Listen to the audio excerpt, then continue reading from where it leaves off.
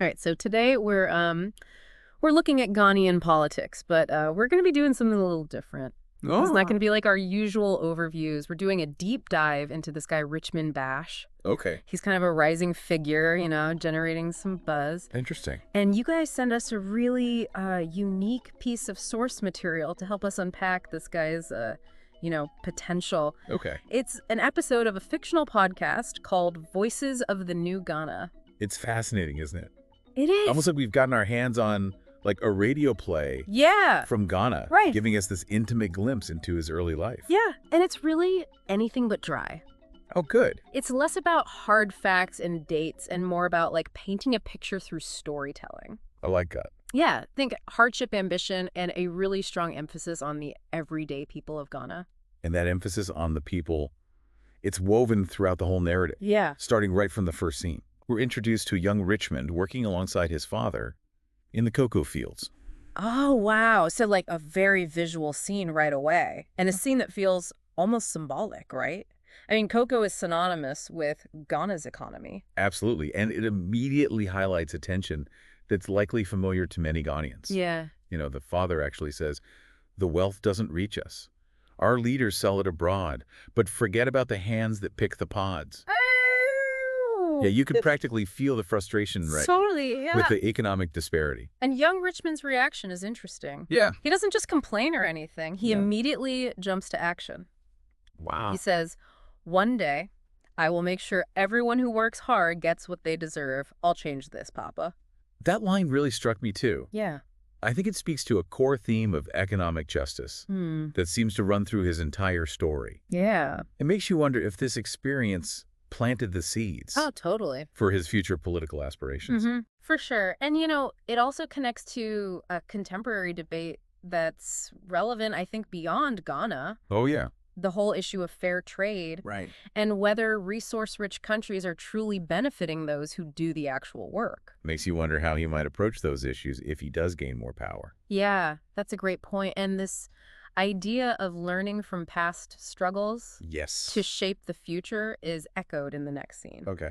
We jump forward to Richmond as a teenager in school. Okay. Where his teacher observes his constant focus on fairness and equality. It's like that sense of justice from the cocoa fields is still with him. Yeah.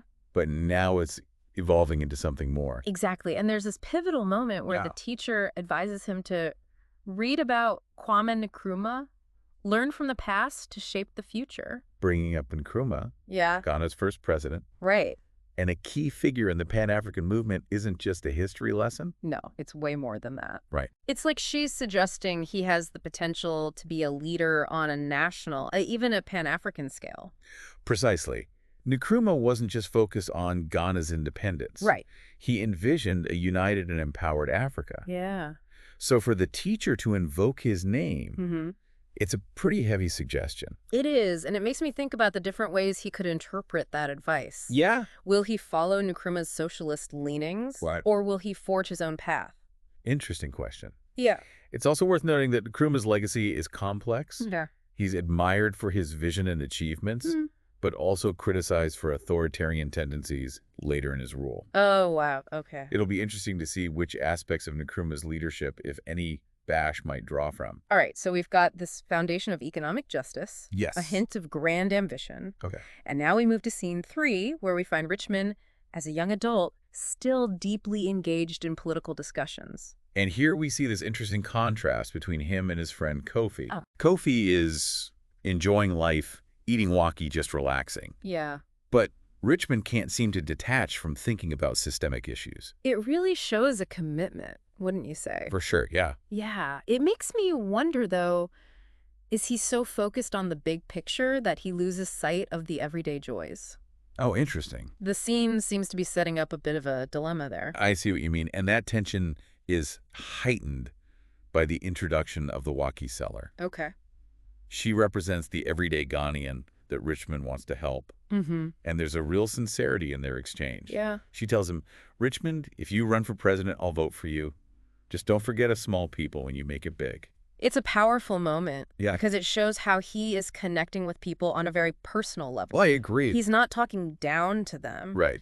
He's truly engaging with their struggles. Yeah. But it also sets up a huge challenge for him. What's that? Can he maintain that personal connection Oh, that's a good question. if he reaches a position of power? That's a question a lot of political figures grapple with. It's Yeah. easy to connect when you're on the outside looking in. Right. But how do you maintain that empathy when you're the one making the tough decisions? Right. And that's what makes this deep dive so compelling. I agree. We're starting to see the layers of this guy, Yeah. his motivations, his potential, and the challenges he might face. Definitely. Yeah. So It's a good start. it is a good start Yeah. to this deep dive. To this deep dive. Yep. Welcome back. We left off talking about that key question. Right. Can Richmond Bash maintain his connection with everyday Ghanaians if he rises to power?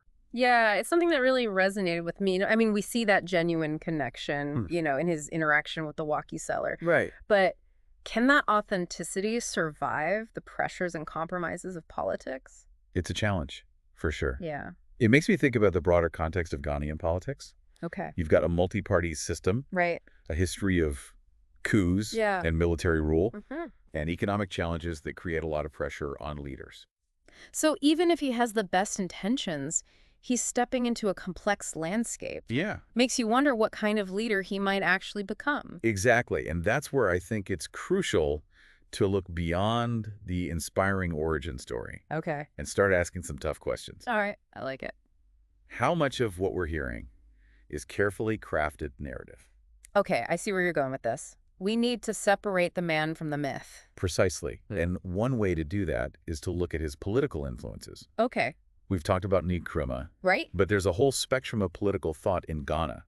You got the legacy of Jerry Rawlings, Okay. who led 2 coups Wow. before transitioning to a democratically elected president. Okay. Interesting. And then there's the more recent influence of John Adam Mills, Yeah.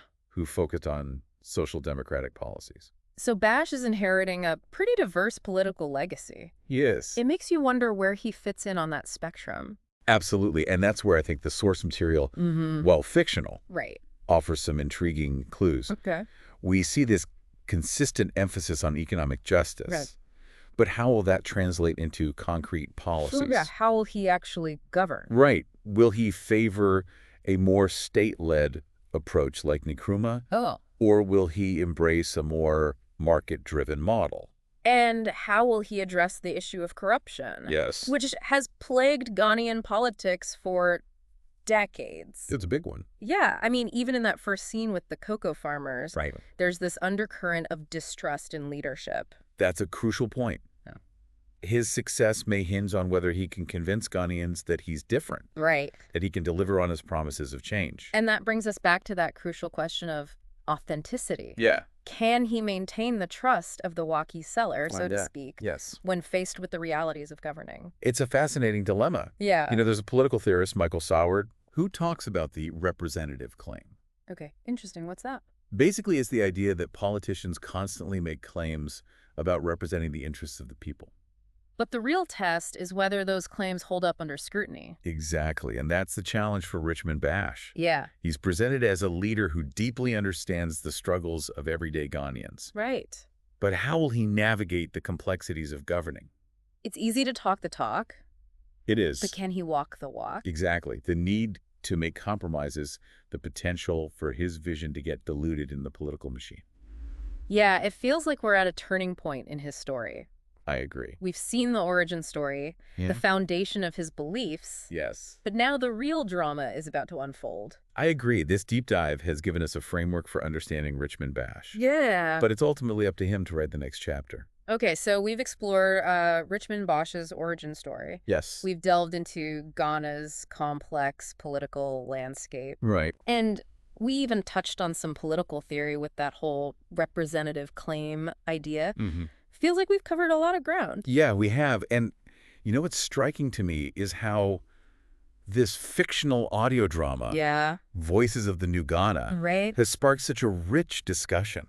Yeah, it has. But, I keep coming back to that scene with the walkie seller. Oh, yeah. It's such a powerful image, I agree. This rising political figure Right. connecting with everyday people on such a human level. And, it raises a question Yeah. that's relevant, I think, to all of us. Mm-hmm. Regardless of where we live or our political beliefs, Totally. how can leaders maintain that genuine connection Right. as they move up the ranks? Yeah, it's a question I wish more people were asking. I agree.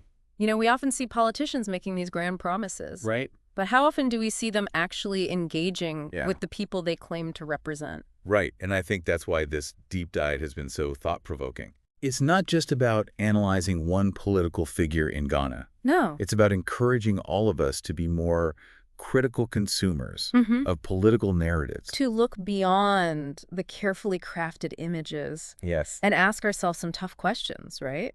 Like, do these leaders truly understand our struggles? Right. Are they genuinely committed to representing our interests? Exactly. And I think that's where you, our listener, come in. Okay. This deep dive has given you a framework for understanding Richmond Bash. Right. But it's also giving you tools for analyzing any political figure anywhere in the world.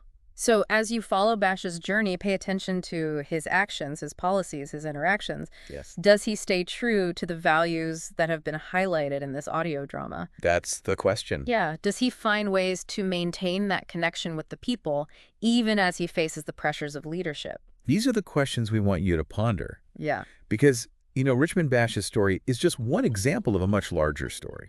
The story of how we as citizens engage with our leaders and hold them accountable. So keep watching, keep listening, keep asking questions. Yes. Because the future of Ghana, and indeed the future of any democracy, depends on an informed and engaged citizenry. And who knows? Yeah. Maybe Richmond Bash's story will inspire a new generation of leaders Right. who truly understand the meaning of representation. Yeah, that's a great thought to leave us with. I think so.